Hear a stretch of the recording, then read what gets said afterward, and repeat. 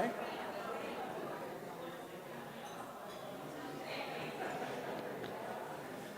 Well, ladies and gentlemen, if you'll gather around and join in singing Happy Birthday.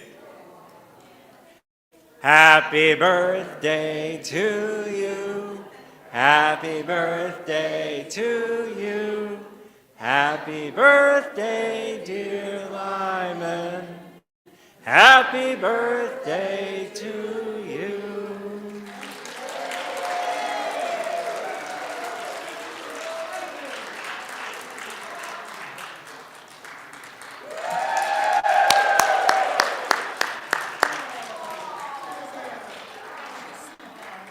No, they can see you here. We can move him over here. Lyman, we're going to move you over here so everybody can see you. Right here, Dad. Yeah, we don't want to. You're the star.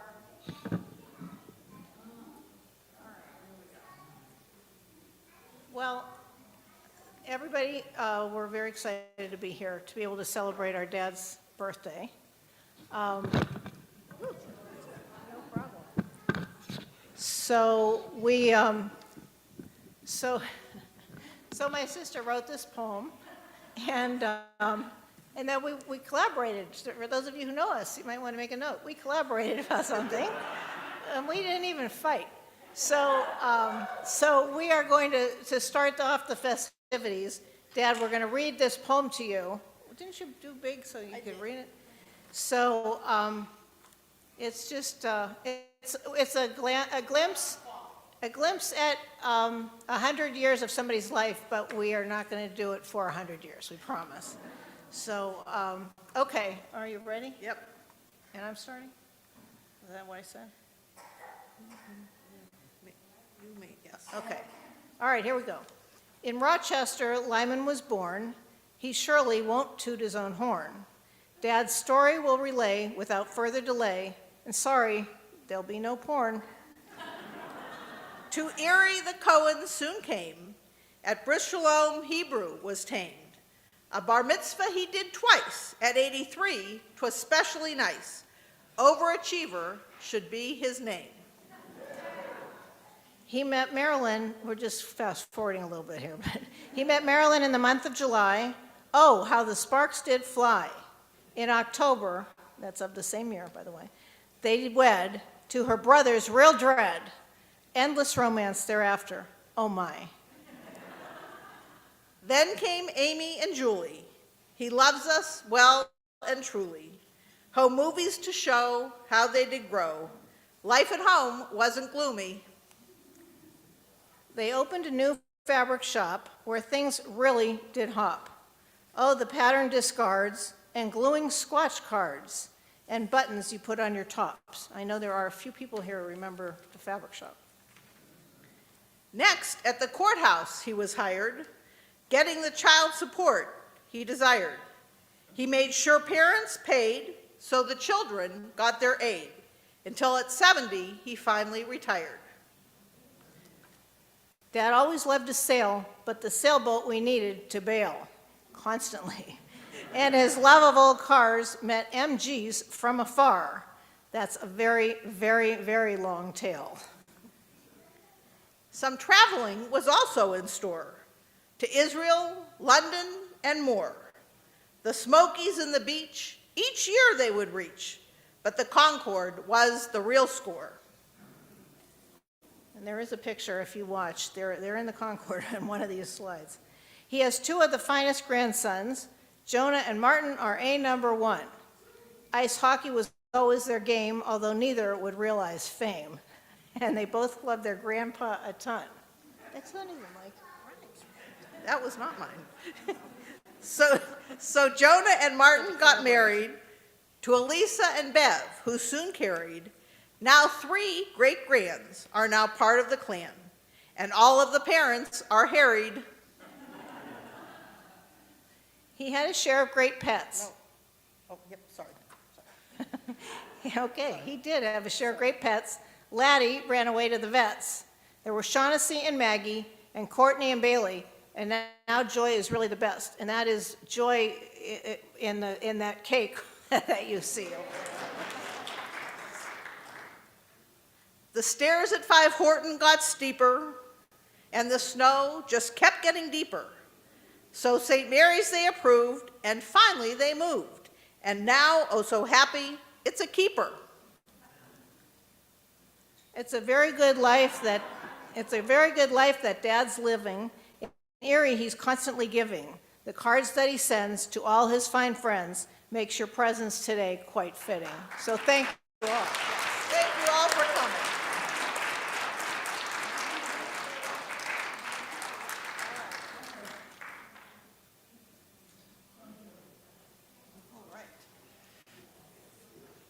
So there are so many, many memories. Right, Lyman? Yes.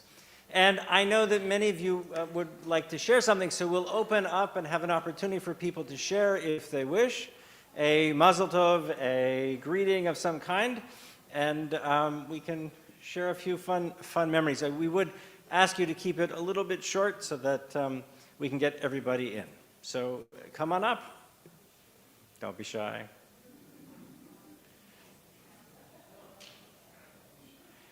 Randy, I'm shocked. Uh-huh.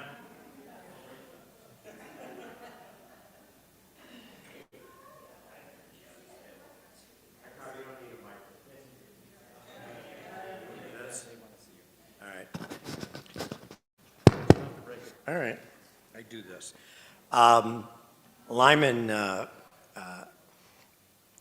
Lyman was my Sunday school teacher, friend, etc. But I really got to know him, and it was a wonderful experience. Every, let me think, Christmas morning, he and I would do Meals on Wheels together. And we literally did it for 10 years or 12 years. He would drive, and we would split. Sometimes he'd go and deliver, sometimes I'd go and deliver. And then the last couple of years, he drove and I went and delivered everything. But what a pleasure it was to get to know you. And I will tell you, I am trying to resurrect that program, because let me tell you something, the people were so incredibly appreciative. Many of them had no company at all that morning. It wasn't so much the food. And I got way more out of it, and I'm sure Lyman did, than the work we put in. So I would like to see it done. And Lyman, no matter who I get to replace you, you will be the best co-pilot anybody could have had.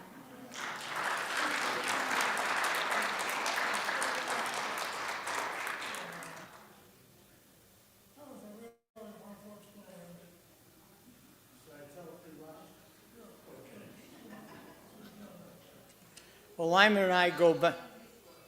The MG's part of it. I'm sorry, Julie. All right, Lyman and I go back to where he was my Sunday school teacher. And we're talking about 80-some years ago. And that was quite a start. And for however I turned out, you're partly to blame. So I want you to accept that responsibility gracefully.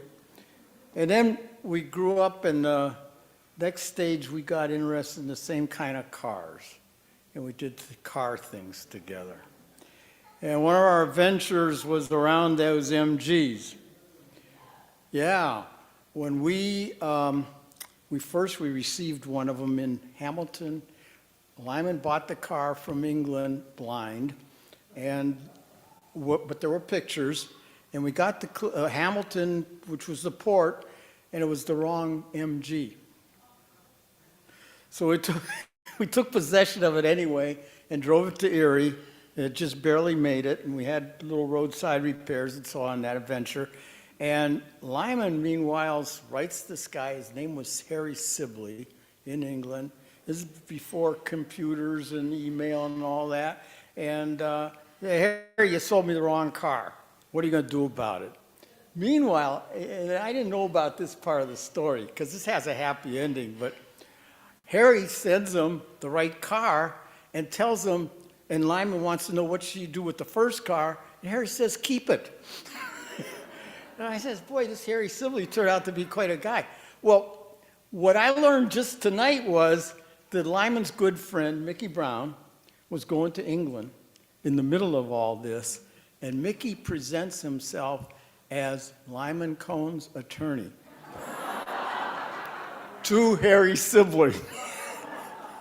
And then, Julie, you met Harry, didn't you, while you were staying? Yeah, and he was pretty respectful of you too, wasn't he? So, yeah. So that was very effective.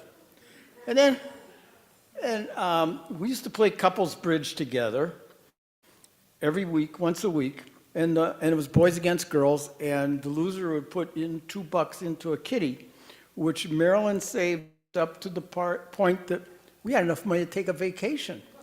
And we took a heck of a vacation. Was this about the same time that we had to sell the MGs? Notice I said we sold the MGs, because I had a part of that. Or was that a separate trip? That was a separate trip when we went to Richmond. We went to Israel together, and Israel survived that. It was in 1969. Yeah. And then Lyman reminded me tonight that this is the 50th anniversary that we went to London together. And Bobby Pollock was on that trip with Lou. Yeah, I'm going to include Lou. And Maurice Cohen and Boomie Lil Baker and Leon Mandel. Bill Kramer. Well, Israel hasn't been the same since, but yeah.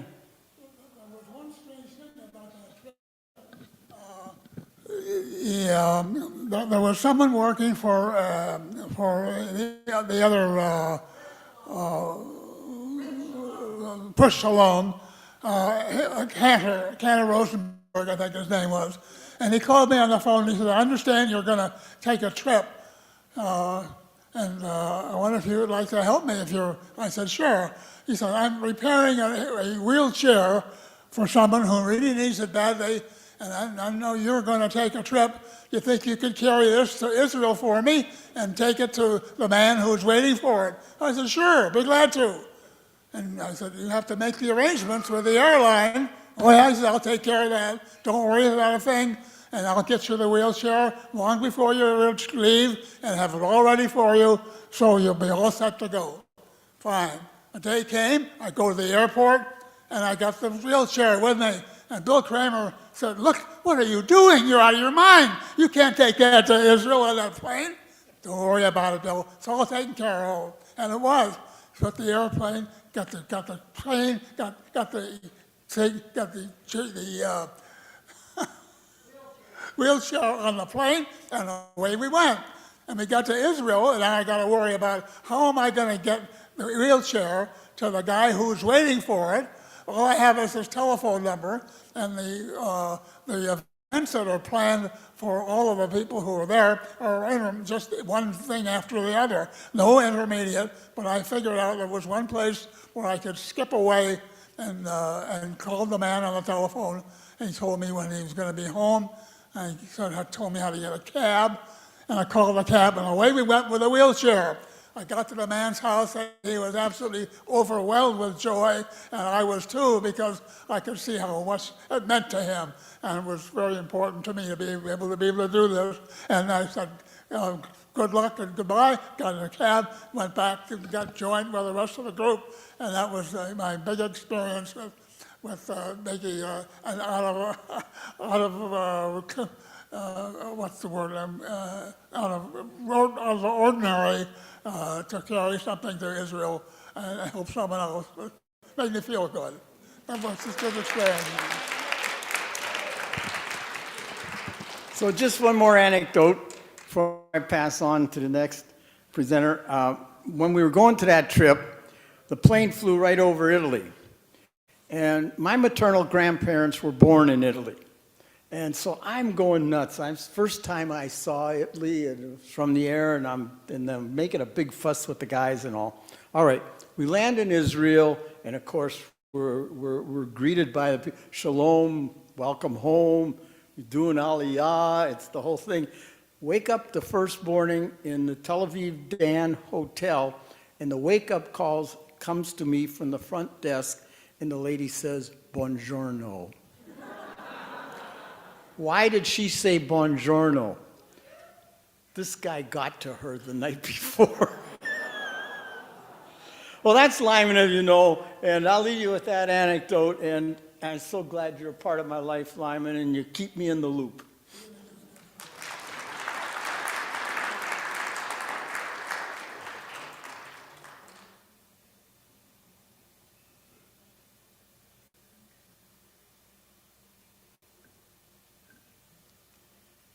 First thing I'll say, I won't be that long. All right. Because I have stories too, but they don't have to be told publicly. Lyman and I go back 40 years or so from the court. Really, from my mom used to go to the fabric shop to buy material, making things and so forth for all of us. And then we got together again at the courthouse. Domestic relations, right? I know, I've told Lyman this, I said, now everybody's security crazy. You can't get in City Hall without going through security. You can't get to the courthouse without going through security. I've often said the only places they need security in government, basically, is the courts and domestic relations. People go in there angry. But as long as Lyman was there, we never had a problem. He had this way of saying, now let's talk about this, okay? And everybody calmed down, and he got it done. He is a personal asset, not only to himself, his family, but this whole community. And I'm glad to be known as his friend. He was a personal mentor. He helped me through a lot of things. You could go down that little office, close the door, and it was like my confessional. I'm a Catholic, but I'd go to my confessional, you know, with Father Lyman, and we'd have fun. Okay. I still call him Father. Okay. But you never leave Lyman feeling that you've been cheated, hurt, or didn't learn something. That's the gift he has. When you go to him, if there's a weight, when you leave, it's off your shoulders. He accepts it and just says, do better. I've done the best I can, but I'll try to do better. Thank you, Lyman.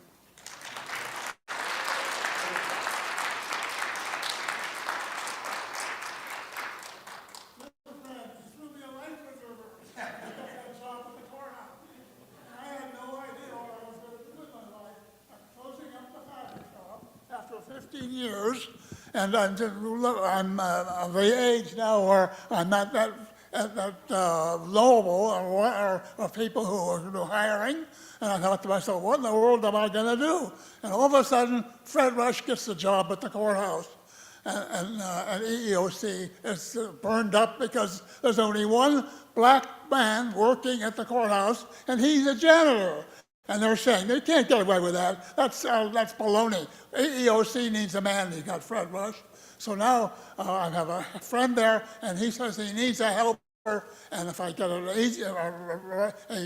waiver from the courthouse, transferring me from city to county, he'll hire me. And that's what happened. I got a waiver. I got the job. Now I have a job. I closed up the fabric shop, and I got a job.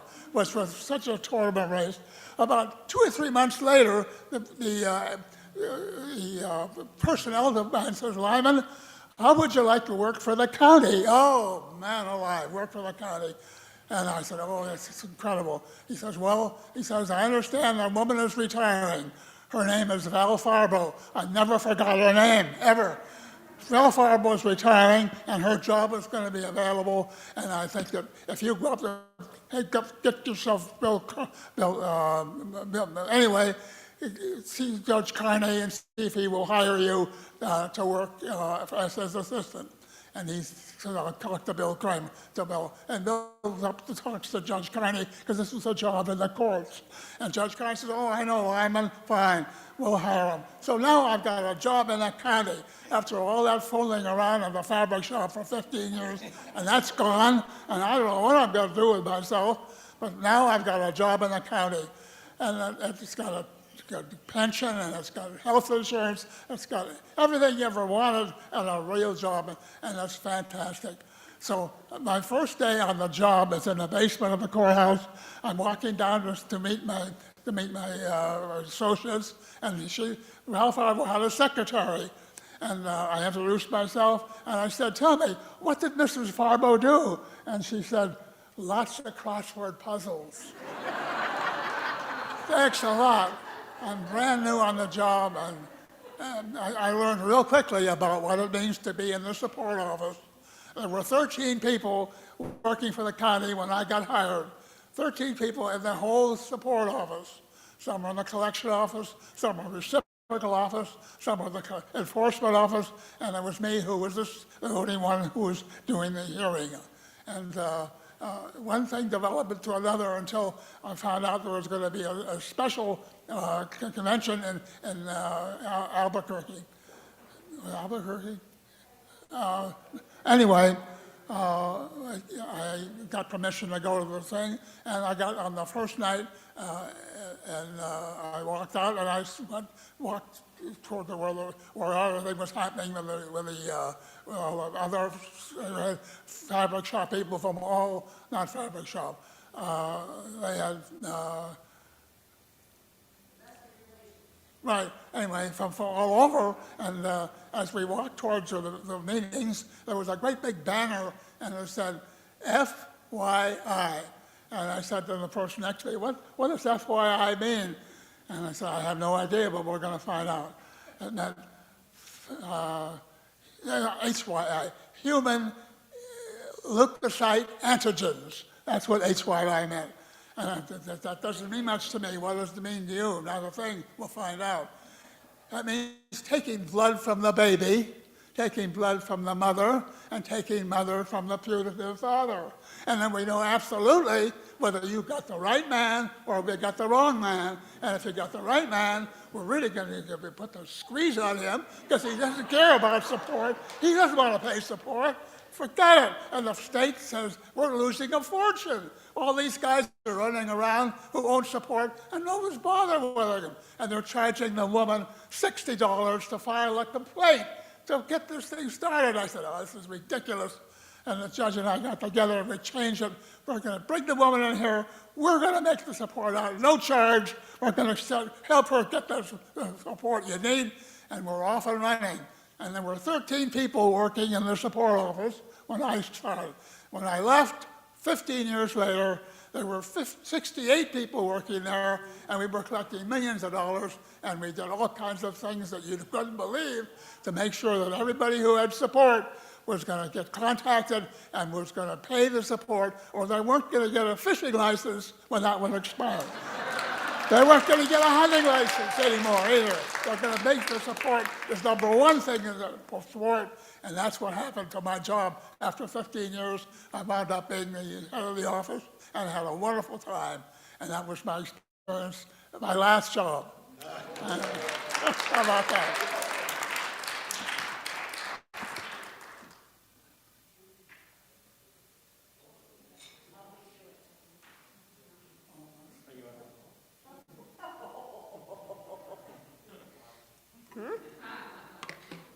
You win.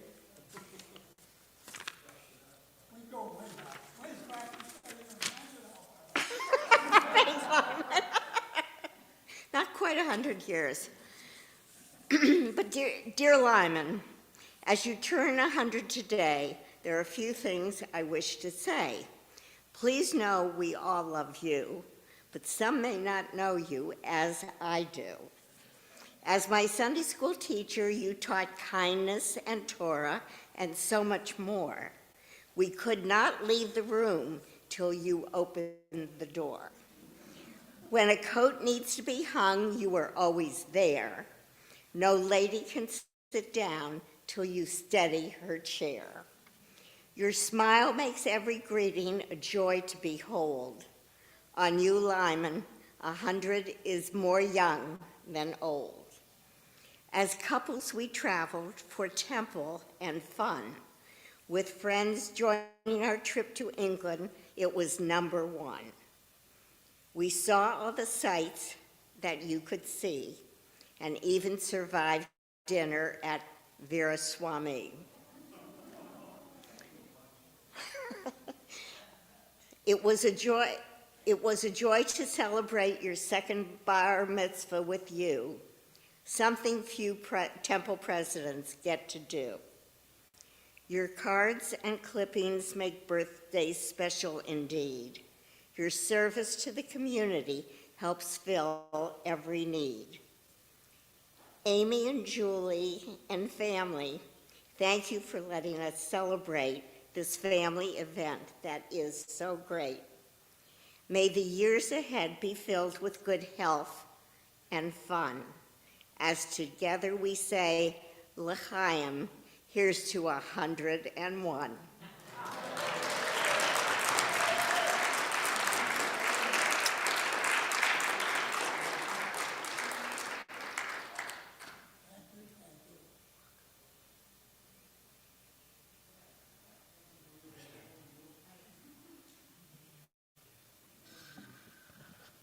Hello, Lyman. Congratulations. My name is Jimmy Bernstein. I'm the elder Bernstein here, but I think I speak for my brother Alan and his wife Mary and my wife Barbara and all of the other family. And I knew I wasn't going to get through this without Alan having something to add. But I wasn't really expecting to speak, but I was moved to tell everybody of the very special family relationship that we had with the whole Cohen family. And the Bernsteins and Cohens got together many times every year. It seemed like that I was always the object of Lyman's jokes. And what I appreciated the most was, I think, Lyman, you have such a great sense of humor. And I just have to tell you a couple of things. I want to be brief, but the first one was when Marilyn and Lyman got married, and of course I was maybe 2 or 3 years old. He never lets me forget that my father had to restrain me because I wanted to be their flower girl. And the picture is there. It's a very famous story, and his wife Marilyn always knew that I had a fascination with the sweeper, which was called the Dika at the time. But one of my favorite stories I'm going to end with is that every Passover, or not every Passover, but many Passovers, the Cohens and the Bernstein families would get together at a big gathering at the house. Oh, there's pictures of that, and of course, my diet was made famous because I always told Amy that I wanted 3 matzo balls in my matzo ball soup. So Amy always knew to make extra matzo balls. But Lyman established this tradition with me that at each Passover, he would give me a box of Graeter's Opera Cream candies. And Graeter's was a famous candy maker and ice cream maker in Cincinnati. So each year, I would always look forward to getting a box of opera creams from Lyman. And they were always special, and I'd pass them around, everybody. Well, I missed 1 year there. And lo and behold, I got a box of opera creams that he sent me. And the following Passover, I came back, and Lyman asked me about the opera creams. And I said, Lyman, you know, I think that Graeter's might have fallen on hard times because these opera creams were a little stale. He then chipped in. He said, Jimmy, I have to tell you, they were a year old. He gave me a year-old box, but what I remember the most and is most valued is the humor that you brought to everybody in our family. I think you and Marilyn enjoyed such a close relationship with my mother and father. And I can tell you, I think that bond has been passed on to Julie and Amy and our two families as we are here today. We've got grandchildren and great-grandchildren. It's just amazing. But I will always carry with me the bond that we formed and the remembrances I have of visiting you on 5 Horton Street. I still remember the scenes in your fabric shop and the relationship that we've shared, and I look forward to many more. Congratulations.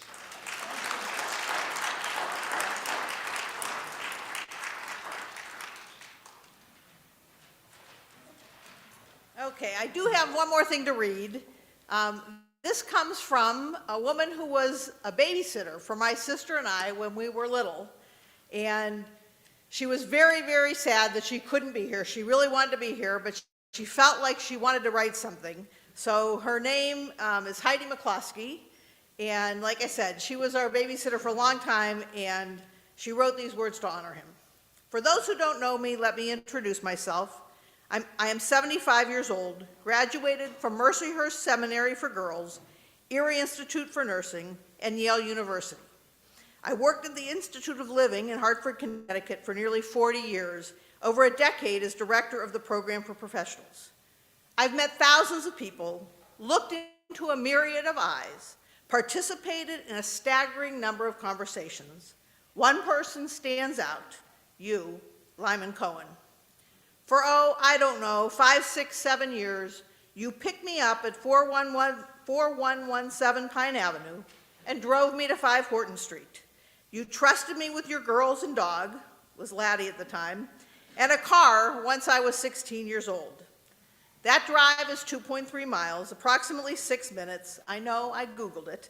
I remembered it as if it were 10 or 15 miles. And you drove me home when my work was done. On those rides, you asked me what I was doing, how I was doing, what were my plans. You asked, you listened, and remembered what I said. Without me realizing, you offered me guidance. Then there was the fabric shop. Colors, patterns, textures beyond belief, truly magical. We had a shelf of wool flannel, every color imaginable. And we told every customer not to iron it without a pressing cloth. We even gave them a little piece of paper that said the same thing.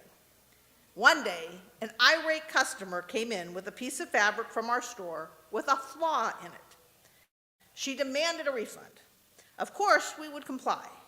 I opened the piece of wool flannel and saw the imprint of an iron. Shocked, enraged, I gathered the piece, excused myself, and went back to your office. Any of you out there remember that spot? Randomly, on the left side of the entrance, there would be a giant Hershey's chocolate bar, open and broken into pieces. Your non-existent door was always more than open. Back to the crisis. In a haughty manner, I showed you the supposed flaw and announced that she had ironed the piece without the protection, despite our directions. Slowly, carefully, you examined the piece, looked at me and said, refund her money. I want happy customers. One of the thousands of lessons I learned from you. I watched you be a husband, a father, a son, a friend, a businessman.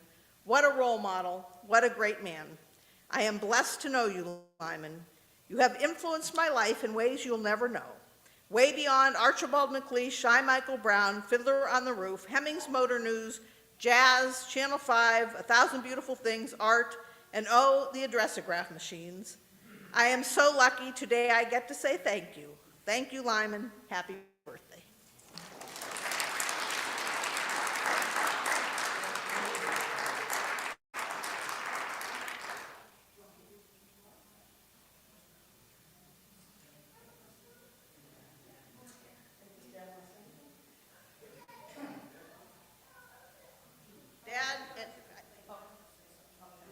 Go ahead. You coming? We have someone way past your bedtime, so we'll see how this goes. And she's kind of my emotional support dog right now. So it's really cool to see everyone here. not that many people are lucky enough to make it to 100. And I think even fewer are lucky enough to call Grandpa, Grandpa, right? I was talking to Martin, who's watching and really is enjoying things and wishes he were able to be here. And I think he nailed it on the head, but we're really lucky that we get to call you Grandpa because you're the perfect role model. The downside of that is you set an impossible standard for us with our significant others.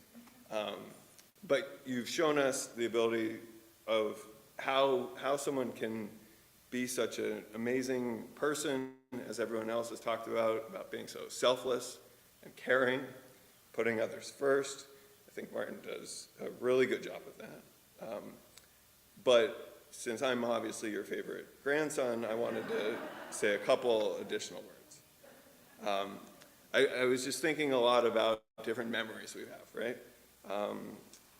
Martin and I talk often about watching playoff hockey, during sleepovers on your couch because you guys had cable while we were growing up, about when we had Crazy Maisies, how you chipped in and got in the kitchen and made pizzas.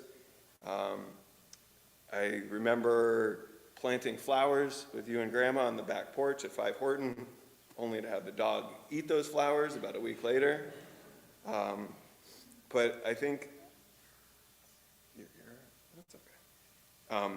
But I think the biggest theme through well, there's a couple others actually I'll go through. The jazz and record collection, and the other random memory, I'm curious to fill in gaps as being a kid, but I remember you smoking pipes, and then I remember you stopping. And it felt like you just stopped on a dime. When you decided that you didn't want to do that, you stopped. And I think the recurring theme of growing up, though, was just how involved in the community you were, in Temple, and anything you got involved with, you did essentially for others. And just that level of caring is so unique and so needed in this world. And so it's really an incredible role model as we go back to, as we're raising kids now.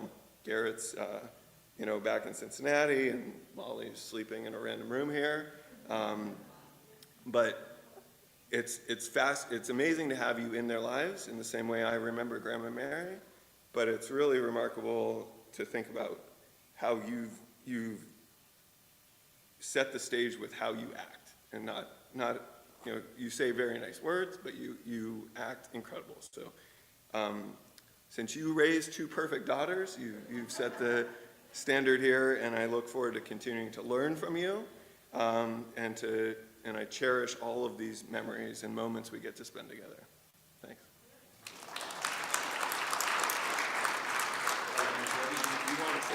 You want to say? No, in the microphone. Okay. Dad, did you want to say anything? No? Said enough. Okay. Thank you all for listening. Well, on behalf of Amy and myself and our whole extended family, I really do appreciate everybody that came. The community is a big part of his life, and all of you taking the time to come and celebrate with him is really very, very meaningful. If you haven't had anything to eat yet, please help yourselves, and we really are glad that you came. Thank you. And happy birthday, Dad.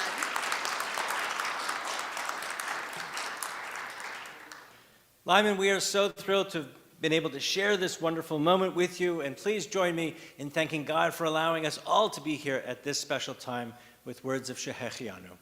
Baruch atah Adonai Eloheinu melech haolam, Shehechianu v'kiyamanu v'higiyanu lazman hazeh.